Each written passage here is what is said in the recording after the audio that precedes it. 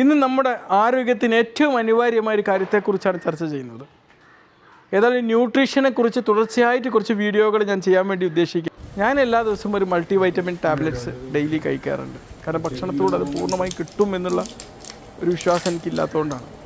അതിനനുസരിച്ച് ഒരു ഭക്ഷണം അഡ്ജസ്റ്റ് ചെയ്യാൻ പറ്റുന്നൊരു സാഹചര്യവും ഇല്ലാത്തതുകൊണ്ട് ഒരു മൾട്ടി വൈറ്റമിൻ ഞാൻ കഴിക്കാറുണ്ട്. ഏറ്റവും ഉചിതം ഭക്ഷണത്തിലൂടെ തന്നെ മൾട്ടി വൈറ്റമിൻസ് കിട്ടുന്നതാണ്. ഓക്കെ, അപ്പോൾ മൾട്ടി വൈറ്റമിൻസിനെ കുറിച്ചും മിനറൽസിനെ കുറിച്ചുമാണ് ഈ ന്യൂട്രീഷൻ്റെ സീരീസിൽ ഞാൻ വീഡിയോസ് ചെയ്യാൻ പോകുന്നത്. ഓക്കെ, നമ്മുടെ ശരീരത്തിന് വേണ്ട ഏറ്റവും എസെൻഷ്യൽ ആയിട്ടുള്ളൊരു സംഭവമാണ് ഈ വിറ്റാമിനുകൾ അല്ലെങ്കിൽ വൈറ്റമിൻസ് എന്നുള്ളത്. നമ്മുടെ ശരീരത്തിൻ്റെ ഇമ്മ്യൂൺ സിസ്റ്റം, നെർവസ് സിസ്റ്റം, മറ്റ് പല കാര്യങ്ങളും കാര്യക്ഷമമായി പ്രവർത്തിക്കണമെങ്കിൽ വൈറ്റമിൻസ് അതിൻ്റേതായ അളവിൽ കിട്ടിയിരിക്കണം.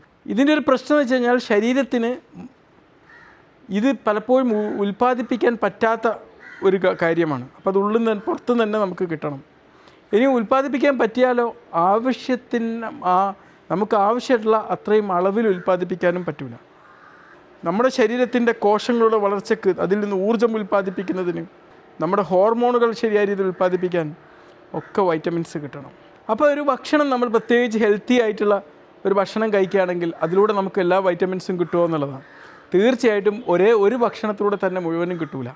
അപ്പോൾ ഈ പറയുന്ന എല്ലാ വൈറ്റമിൻസും കിട്ടുന്ന ഒരു സമീകൃതമായ ആഹാരം ഫോളോ ചെയ്താലേ നമുക്ക് എന്താ കിട്ടുള്ളൂ, ഈ വൈറ്റമിൻസ് എല്ലാം കിട്ടുള്ളൂ. അല്ലെങ്കിൽ ഏതെങ്കിലുമൊക്കെ ആയിട്ട് കുറഞ്ഞു പോകും. അപ്പോൾ ഒരു വൈറ്റമിൻ ഗുളിക കഴിക്കുന്നതിന് എന്താ കുഴപ്പം?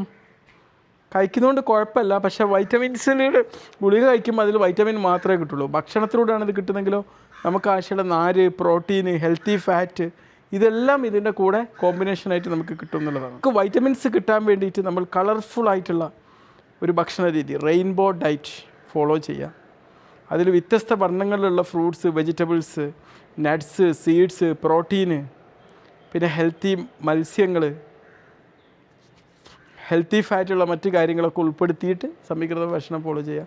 അപ്പോൾ ഇതൊക്കെ ഫോളോ ചെയ്യാൻ ബുദ്ധിമുട്ടാണെങ്കിൽ ഒരു മൾട്ടി വൈറ്റമിൻ കഴിക്കുകയും ചെയ്യാം. ഓക്കെ, ഇനി അടുത്ത ദിവസങ്ങളിലായിട്ട് ഓരോ വൈറ്റമിൻസിനെ കുറിച്ചും എന്നെ കൂടെ പറഞ്ഞു തരുന്നതാണ്. ഓക്കെ.